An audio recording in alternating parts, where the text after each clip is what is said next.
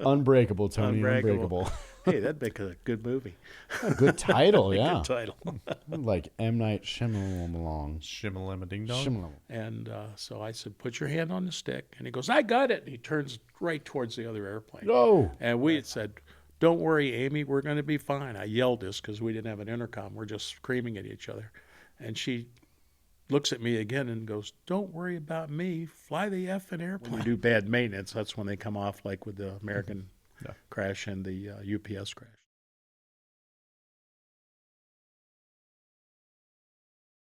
I was talking to my mom about some of the goofy stuff that was going on there because they, were giving me a hard time.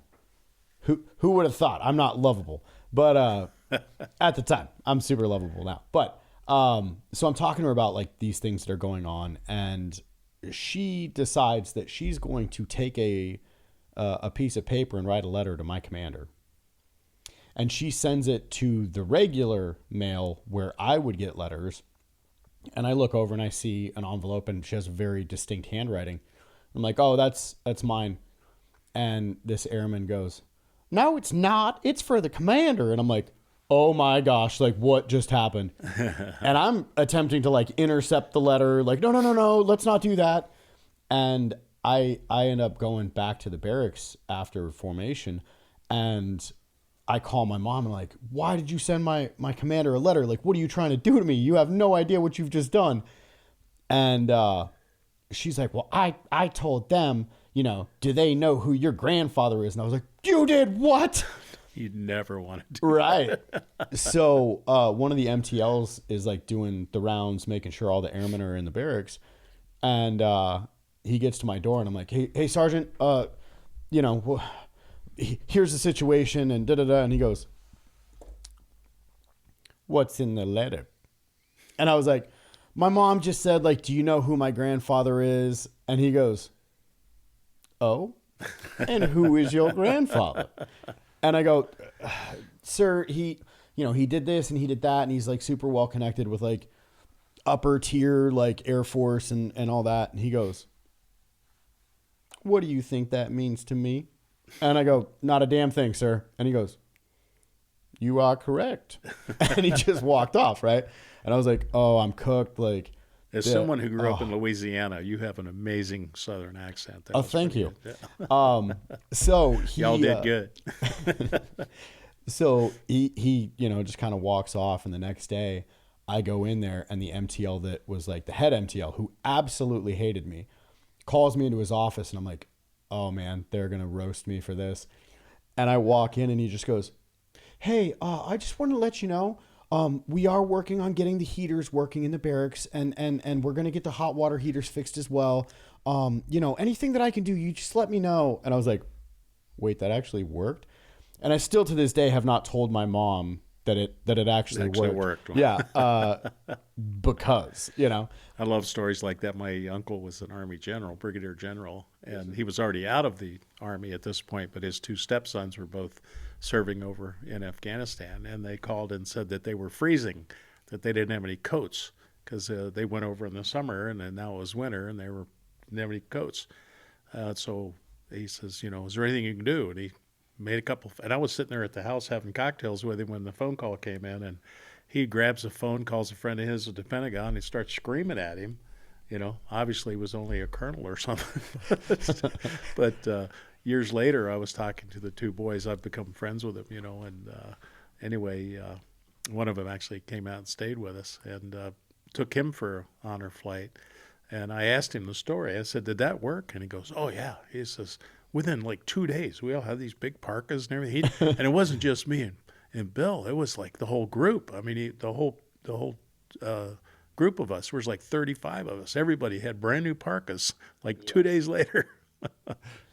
Yeah, it's pretty amazing what happens when strings get pulled. Oh, for yeah. Sure. I never knew the right people. Same, at least at the time.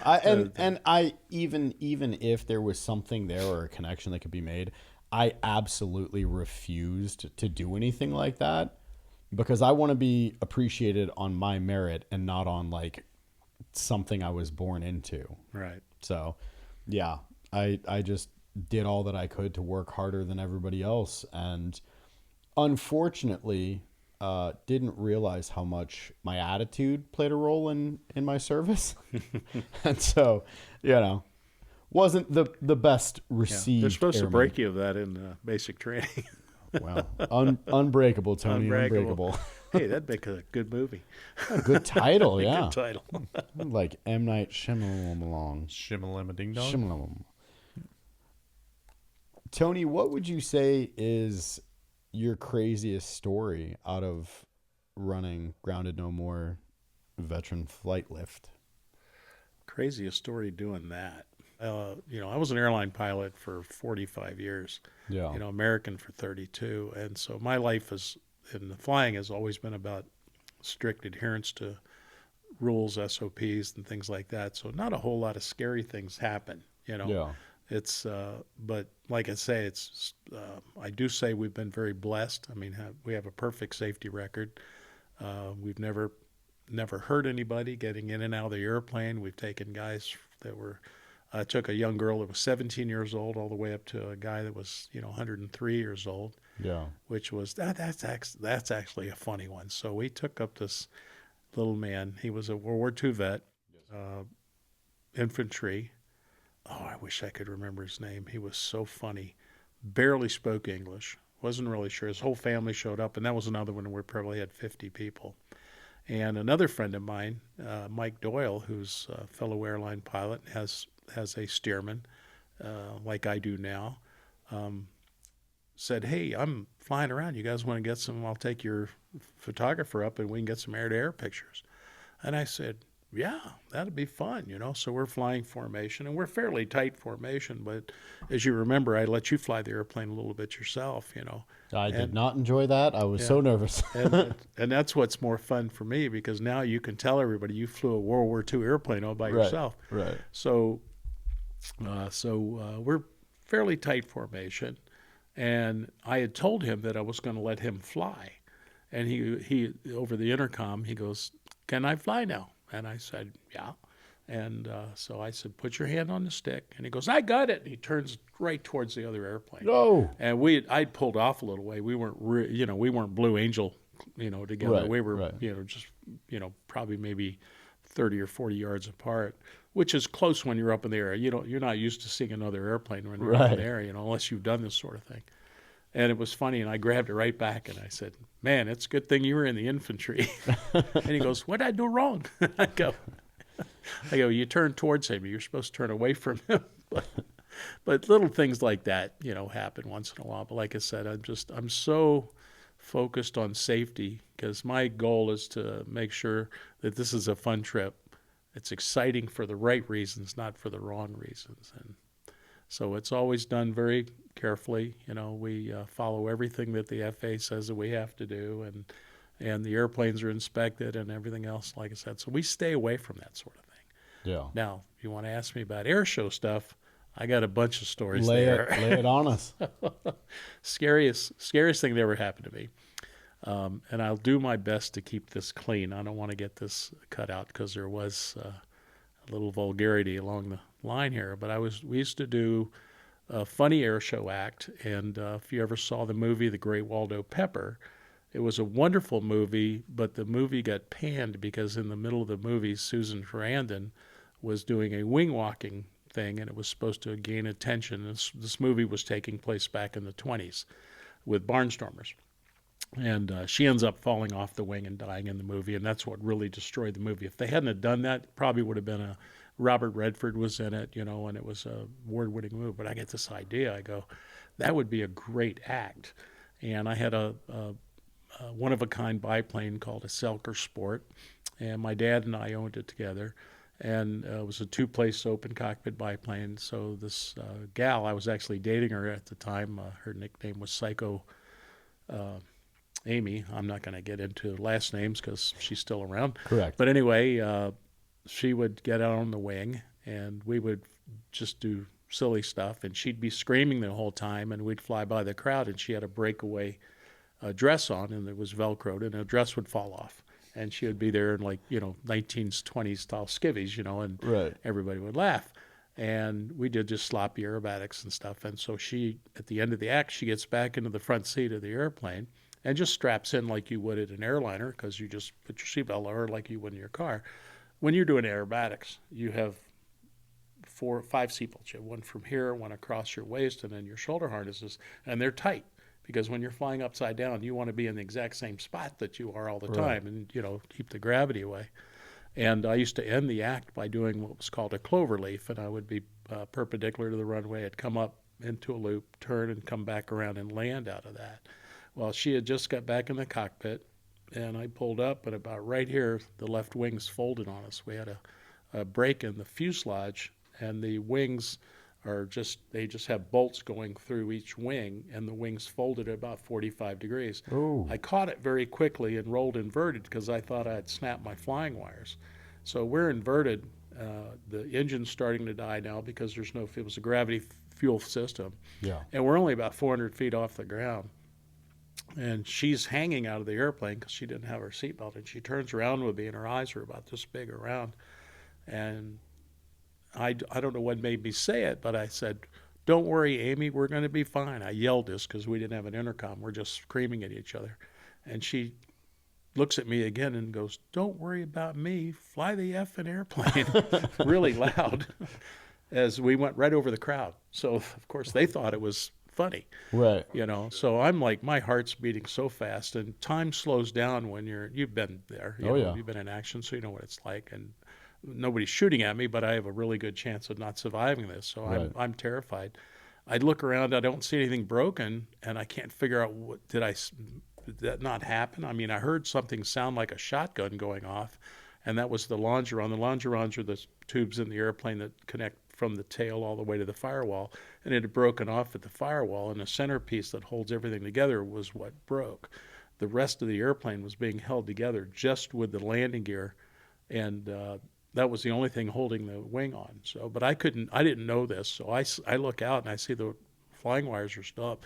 So I pitched the airplane up and I slowly rolled back into it, hoping, because I did not want to land. I was originally thinking I'd land upside down, with a biplane. The wing is higher than the cockpit. So a lot of times you could survive that. But we're in Annapolis, Maryland, which is nothing but water around there. And I know if we go into the water, if we get knocked out, we're going to drown. My whole thing is staying alive. So I rolled back. As it should be, yes. Yeah. So I rolled back around, and we just missed a tree, and there was the runway right in front of me. And I just chopped the power. I turned off the magnetos. I got all the electric stuff shot, and I told Amy, I was, tighten your belts. And we touched the ground, and the airplane rolled to a stop. We got out without a scratch. That's amazing. And I jumped out of the airplane to see what was. She's trying to hug me, and I'm like, "Get away from me! I got to see what happened." And I jumped out of the airplane. I ripped the fabric back, and you could see the fuselage was mangled all the way to the back, past the back cockpit. And at that point, I fell down on the ground on my knees and puked in front of 4,000 people. So, did they laugh at that? We did. It was still part of the. They thought it was part of the act. Yeah. Well, at this point, the ambulance had come out, and they figured something was wrong at this point. So, yeah. But it was that's probably the craziest and scariest thing that's ever happened to me. And like I said, being that I'm so scared of heights, every time I've flown commercial, I get super anxious. And being in the Air Force and working on the planes has been my way of being able to be calm about it, because I understand how absolutely tight and strict the tolerances are. And we actually had, so the higher ups come down to my shop and they are ripping into us and they're like, "You idiots, da da da da." And we don't understand what they're upset about. And they go, "You guys took the truss and cones, or the cones rather, out of the ISO hanger." And we said, "No, we didn't. We don't do that. We measure them there and write it all on our little notepads." Well, the wing of the engine on a C-130 is only mounted by 4 bolts. Yeah. And they're very large bolts. However, it's just 4 bolts. And You want me to make you even more nervous? no, You know how many bolts hold on the engine of a DC-10 or an MD-11? how many? 2. Well, I mean, DC-10s are pretty infamous for dropping out of the sky. They are. Yeah. But Why would they engineer them with only 2 bolts to hold Because them in in place? turbulence, you want the wings, the engines to bounce around. That's like, shock absorbers in your car. so And they work very well, by the way. It's just I would when assume you do so. when you do bad maintenance, that's when they come off, like with the American Yeah. crash and the UPS crash. That's not what we're here to talk about. Right, We're all right. safety oriented here. So they start ripping into us, and they're, you guys didn't, you pulled them out of the ISO hangar. We said, no, we didn't. And we know you did. Where else would they have gone? They end up chasing the paperwork and finding out that the engines troops did an engine swap in Iraq right before the plane left. And they only put 2 of the 4 bolts back in That could be a problem. to the engine. By the grace of God, they only put the 2 bottom bolts in instead of the 2 top bolts, because you fire that engine up and it doesn't have the bottom, it would have just tore straight off the wing. And instead, it cinched up to the wing and just held on with pressure there. And they flew it from Iraq to, I'll say, an undisclosed location. I don't know if I don't want to violate anything, right? Gotcha. But they flew iron out of Iraq into this location, which is not in the United States, then into the United States at a different location, and then back to our base. And I'm sure some engine troops and many people in that chain of command got their pee-pee smacked pretty bad for that. However, You're going to have to cut that out. No, I'm actually going to use that as a teaser at the beginning of I like it, yeah. oh, the pee-pee smack. But yeah, and so coming to understand like how absolutely well built those things are, and we would have to do like the truss mounts and the tight tolerances that are in there, and those folks at the time were spending, I think it was like $300,000 per truss mount, and we would have to like pull the engine and no load the wing to be able to match up, and it was like ridiculous. Like, I don't want to be specific because I'm probably wrong, but if I'm not mistaken, it was something like 30,000s plus or minus. Oh, yeah. I'm not surprised at all. Insanely tight tolerances as a machinist to take essentially a stamp from a different truss and bring it over there. And, we had guys that like just accidentally bumped the machine or did something stupid where they didn't seat the part properly. $300,000 out the window. You're getting paperwork. See you later. So, and they'd have to nurse the whole thing and just throw it away. But that has helped me to be able to fly in this crazy machine where we're doing hundreds of miles an hour, thousands of feet above the earth. And I'm like, I get it. I'm nervous, but I know what goes into keeping this thing in the air. You're fine. Well, on a side note, I used to help teach a fear of flying class, so I can give you a few hints if you need. So, Please do. Please. I actually, at some point, I want to get my pilot's license. You should. And just, a lot of people, Chuck Yeager learned how to fly because he got airsick. yeah. And he wanted to beat it, Yeah. so. Well, I was told that I might not be able to. Obviously, I'm not going to go after like a commercial license. However, I'd like to get a private pilot's license, but I was told that I wouldn't be able to because I'm diabetic. I'm sure you've probably heard people talking about peptides.